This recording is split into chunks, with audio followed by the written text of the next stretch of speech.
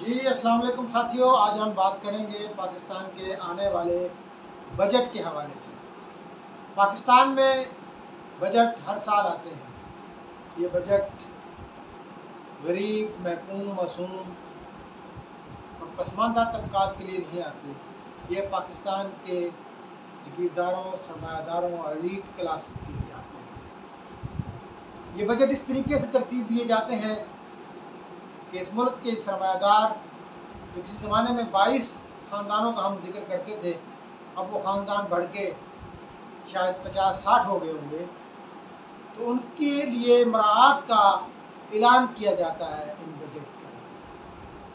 ان budget کے اندر جہاں عوام یہ توقع لگا کے بیٹھتی ہے کہ شاید کوئی چیز سستی ہو جائے یا عوام کو ریلیف مل جائے یا تنخواہ دار طبقے کی تنخواہیں اتنی بڑھ جائیں کہ وہ اپنے 2 وقت کی روٹی جو ہے وہ آسودگی کے ساتھ حاصل کر سکے، ایسا کم از کم میں نے تو اپنی زندگی کے جو 30-35 بجٹ دیکھے ہیں اس میں ایسا نہیں ہوا۔ ہمارے ہاں غریب سے غریب تر ہوتا جاتا ہے اور امیر سے امیر تر ہوتا جاتا ہے۔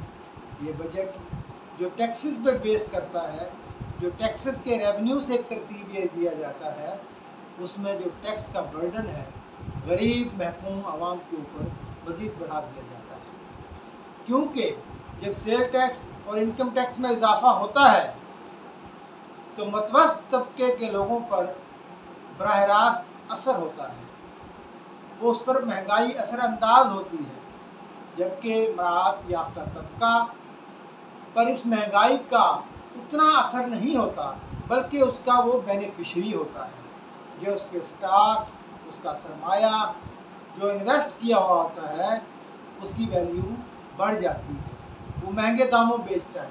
جب بجٹ کی آمد ہوتی ہے تو ذخیرہ اندوزی بڑھ جاتی ہے، سرمایہ دار تاجر حضرات اپنی چیزوں کو ذخیرہ کر لیتے ہیں، ان کو سیل کرنا کم کر دیتے ہیں تاکہ بجٹ میں جو ٹیکسز آئیں گے میں اس سے منافع کما سکوں۔ یہ تو ایک عمومی صورتحال ہے جو بجٹ جو آتا ہے اس کا عام آدمی پر کیا اثر پڑتا ہے۔ اب ہم بجٹ کا حقیقت پسندانہ جائزہ لیتے ہیں کہ پاکستان کا بجٹ در حقیقت ہے کیا۔ میں آپ کو چھوٹی سی اگزامپل دیتا ہوں۔ پچھلے سال کا جو پاکستان کا ٹوٹل جو بجٹ تھا وہ تقریباً کوئی 7,500 ارب کا بجٹ تھا، یعنی کہ 7,500 ارب کے ہم نے اخراجات کرنے تھے، اور اس کے دوسری طرف جو آمدن کے ذرائع تھے، وفاق کے پاس جو ریونیو تھا وہ 4500 ارب تھا۔ وہ اس طرح سے تھا کہ ایف پی آر نے ٹوٹل 6,000 ارب ٹیکس کلیکٹ کرنا تھا، اس میں سے جو صوبوں کا جو شیئر ہے وہ نکالنے کے بعد وفاق کے پاس نیٹ 4500 ارب بچتا تھا۔ 4500 ارب کے اگینسٹ ہمارے 2 خرچے ایسے ہیں جو کل ریونیو سے بڑھ جاتے ہیں۔ مثلا آپ کا جو ڈیٹ سروسنگ اور اس کا جو پرنسپل کی ادائیگی ہے، قرضے اور قرضوں پہ جو سود کی ادائیگی، پچھلے سال بجٹ میں 2700 ارب اس کا تخمینہ لگایا گیا تھا۔ اس کے بعد ڈیفنس کا بجٹ تھا تقریباً 1500 ارب کا، وہ تھا 2700 اور 1500 ملا کر 4200 ارب، تو یہ 2 خرچے ہو گئے۔ اس کے بعد آپ کی پینشن تھی 600 ارب کی، جس میں تقریباً 450 ارب 453 ارب کی جو ہے ڈیفنس کی پینشن تھی، تو یہ 5000 ارب 3 خرچے 5000 ارب کے ہو گئے۔ جو آپ کا آمدن تھی 4500 ارب، اس سے آپ کے 3 خرچے بڑھ گئے۔ اب آپ حساب لائیے کہ اس ملک نے کیسے چلنا ہے۔ اب جو 7,500 ارب کے اخراجات ہیں اس کا تخمینہ، اس کو پورا کرنے کا تخمینہ گورنمنٹ نے کچھ ایسے لگایا کہ 4500 ارب ٹیکس آنے کے بعد کچھ ہمیں وفاق سے، صوبوں سے جو سرپلس ہے، پراونشل شیئر کا جو سرپلس ہے ان یوٹیلائزڈ، وہ اماؤنٹ ہمیں ملے گی، پھر کچھ ہم پرائیویٹائزیشن سے لیں گے، کچھ ہمیں گرانٹس آئیں گی، کچھ ہمیں سبسڈیز ملیں گی، کچھ وفاق کے جو دوسرے ٹیکسز ہیں، ایکسائز اور دوسری فائن، پینلٹیز، موٹر ویز، ٹولز، वो आएंगे और बाकी हम नए कर्ज़ों से पूरा करेंगे। मतलब कर्ज़े उतारने के लिए भी कर्ज़े लिए जाएंगे। तो हुजूर ये देखिए, क्या ये एक वायबल बजट है? क्या बजट इस तरीके से होते हैं? क्या हम तरक्की कर सकते हैं?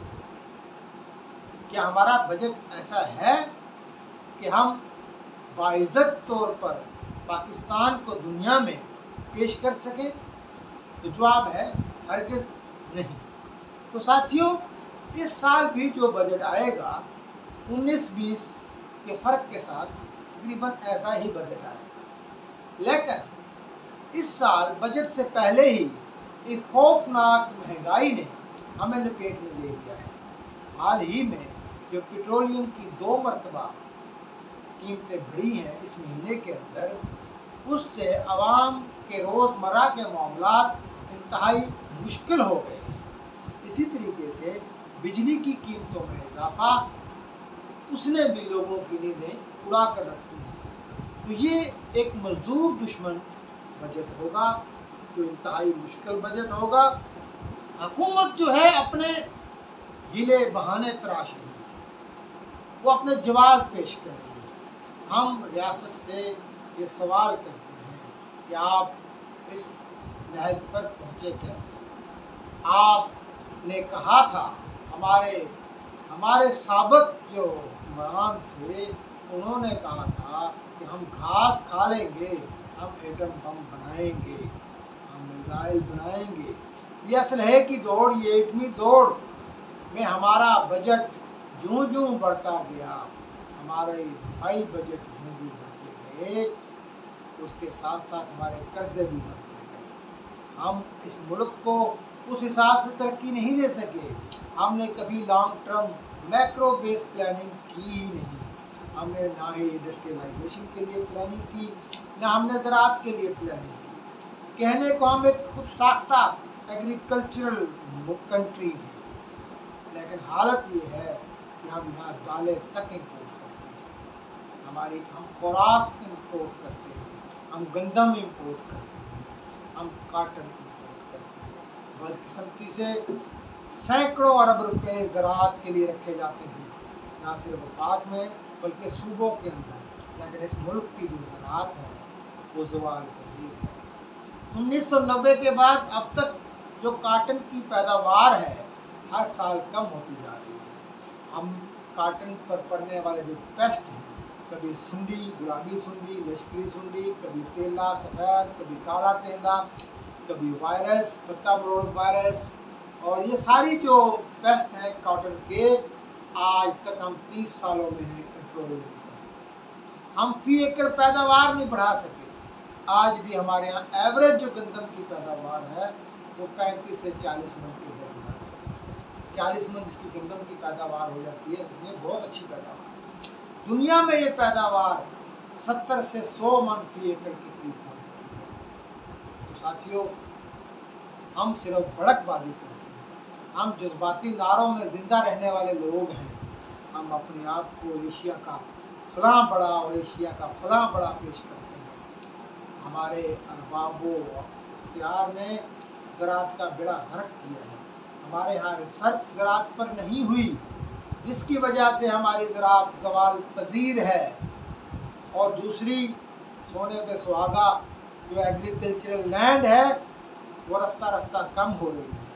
यहाँ प्रॉपर्टी डीलर हजरात ने कॉलोनियाँ बनाने का जो बेहंगम रुझान पैदा किया है इस मुल्क के अंदर, मुनाफाखोरी, प्रॉपर्टी के ज़रिए मुनाफाखोरी, उससे ज़राअत हमारी तबाह हो रही है। गवर्नमेंट की आज भी कोई प्लानिंग नहीं है।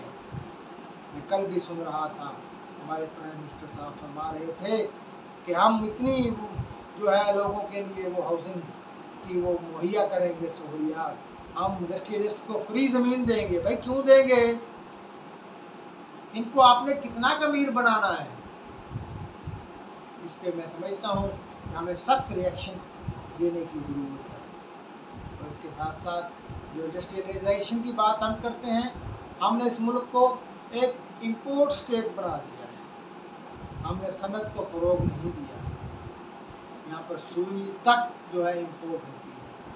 हमने अपने मुल्क में जदीद सनतें नहीं लगाई, हमने ऐसी प्लानिंग नहीं की जिससे हमारी एक्सपोर्ट बढ़े, और जब तक हमारी एक्सपोर्ट नहीं बढ़ेगी, हमारी जो है जो रेवेन्यू नहीं बढ़ेगा, हमारा फॉरेन एक्सचेंज नहीं बढ़ेगा, हम ऐसे ही मांगे तांगे पर जो है गुजारा करते रहेंगे। इंतहाई ज़रूरी है कि इस बजट को आवाम के लिए मुफीद बनाया जाए, कि ज़ालिमाना टैक्स आवाम पर कम किए जाए।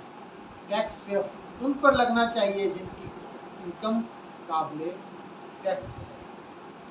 ये अद्वियात, ये खाने पीने की चीज़ें, इन पर GST का फौरी तौर पर ख़ात्मा होना चाहिए, और अमीरों की जो लग्जरी आइटम है उस पर ज़्यादा से ज़्यादा टैक्स लगना चाहिए। इस मुल्क की मईशत को चलाने वाले मजदूर, किसान और रेहड़ी वाले हैं, छोटे दुकानदार हैं।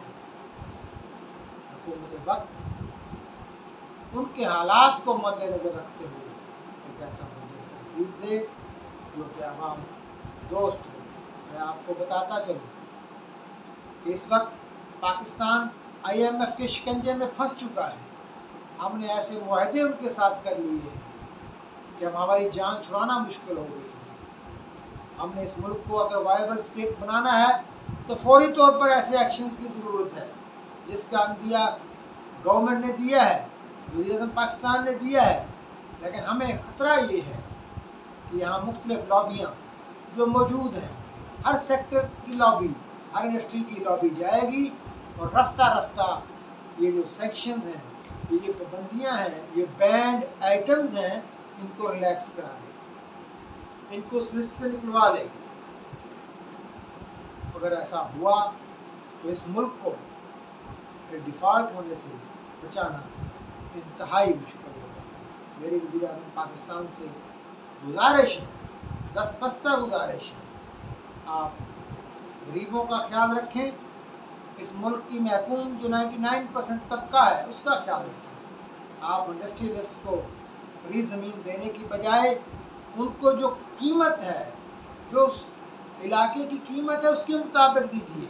आप उनको इंफ्रास्ट्रक्चर दीजिए, आप उनको रजिस्ट्रेशन में सहूलतें पैदा कीजिए, आप उनको गैस दीजिए, आप उनको बिजली दीजिए, खुदारा मुफ्त न दीजिए, आप उनको कर्ज़ों के असूल में आसानियाँ पैदा कीजिए। लेकिन याद रखिए, ये कर्ज़े माफ़ बहुत हुए हैं, ये कर्ज़े प्रॉपरली सिक्योर्ड होने चाहिए। तो साथियों, इंतज़ार करते हैं ये बजट कैसा आता है, और इंशाअल्लाह जब ये बजट आएगा हम उसका डिटेल एनालिसिस करेंगे और अपना एक मौक़िफ़ लेकर आएंगे। बहुत बहुत शुक्रिया। Thank you very much.